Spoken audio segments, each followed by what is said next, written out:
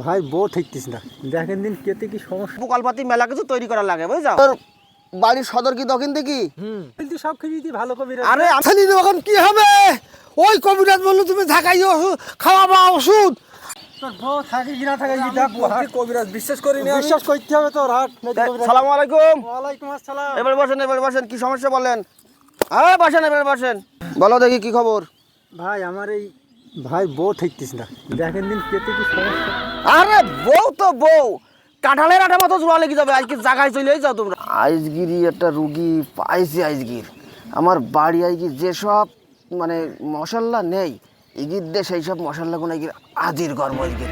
আচ্ছা কি সমস্যা তোমার? তাহলে ভাইয়ের বউ থাকতিস না? বউ ঠিকতিস না। আচ্ছা আমি বলি শোনো, এ তো কঠিন সমস্যা। এই সমস্যার সমাধান করতে গেলে কিন্তু প্রকল্পতি মেলা কিছু তৈরি করা লাগে বুঝছো। আচ্ছা তুমি আজ কি আর এটা হবে না, আমি যা যা জোগাড় করতে বলতেছি এইগুলো জোগাড় করি। তুমি পরশু এসো, তুমি পরশু দিন নিয়ে আসবা 500 গ্রাম আদা নিয়ে আসবা, আদা।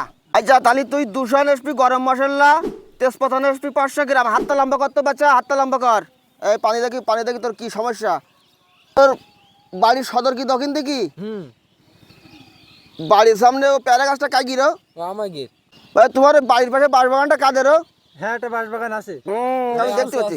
হ্যাঁ ওই যে শুকুরালির বাঁশবাগান যে এলে যা বলতি সব কিছু যদি ভালো কবিরাজ। আরে আমি সব বলতে পারি, আর তোমার বোধ তো সমস্যা। আমি তো প্রথম বিশ্বাস করতেলাম না এই যে আশ্চর্য ব্যাপার। ঠান্ডা, ভালো ঠান্ডা, কবিরাজে ভালো ঠান্ডা, কবিরাজে। তাই তো ঠান্ডা।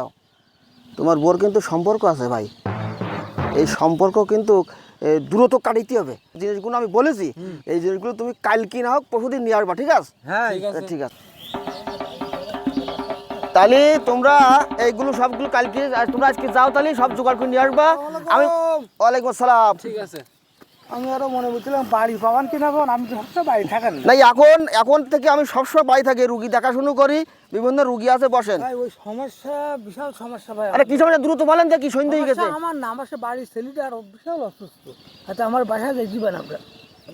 বাড়ি আমি তো কারোর বাসায় যাইনি, আমি এখান থেকে ট্রিটমেন্ট দেই। ছেলের নাম বলেন দেখি, ঝাড়াই দেয়, পানি পড়ি দেয়। আর কিছু জিনিস জোগাড় করতে পারেন, বলো কিছু জিনিস জোগাড় করতে পারেন। শোনেন, আপনি 2 কেজি সরিষার তেল জোগাড় করতে পারবেন, খাঁটি সরিষার তেল। হ্যাঁ ঘানি ভাঙানি তেলাম বাড়ি রই। এক খাঁটি সরিষার তেল 2 কেজি জোগাড় করবেন, বুঝছেন? গরুর মাংস নিয়ে আসবেন 2 কেজি। আচ্ছা পরশু দিন আসবেন, বুঝছেন?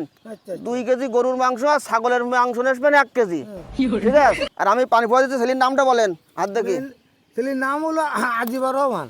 আজিবার। আচ্ছা বাড়ির সামনে একটা পুকুর আছে না? হ্যাঁ হ্যাঁ আছে। হ্যাঁ খোলা চাল দেখছি। হ্যাঁ খোলা চাল আমার। ঠিক আছে, তাহলে আমি পানিটা পড়ি দেয়। হ্যাঁ আচ্ছা তুমি এই পানিটা নিয়ে যাও, তোমার শরীর ভালো করি ঝাঁকাই খাওয়াই দেবা, ঠিক আছে? যাও ভালো করে ঝাঁকাইয়ে তারপর খাওয়াই দেবা। কবিরাজ তো বললু ঢাকায় ঢাকায় হুট খাওয়াইতে হবে।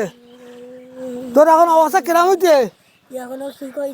হ্যাঁ কবিরাজ ঢাকায় ঠিক হয়েছে।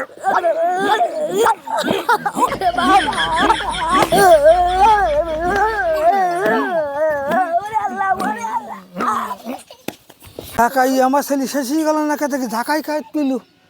ঢাকাই খাবার কি কি হবে ছেলে এখন কি হবে?